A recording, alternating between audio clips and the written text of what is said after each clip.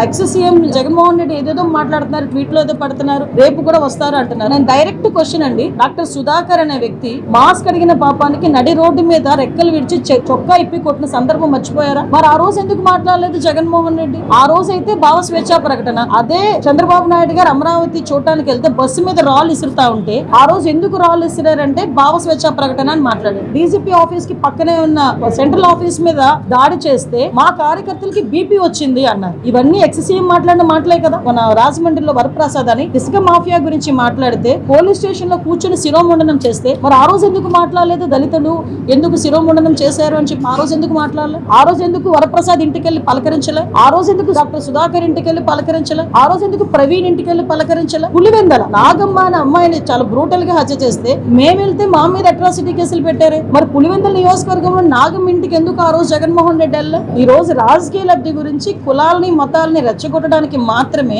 ఈరోజు తప్పు చేసిన వాడి ఇంటికి, అదే విధంగా గాంజాయి బ్యాచ్ వాళ్ళ ఇంటికి వెళ్తున్నాడంటే అతని బ్యాక్గ్రౌండ్ ఏంటో మనం కూడా ఆలోచించుకోవాలి, ప్రజలు కూడా ఆలోచించుకోవాలి.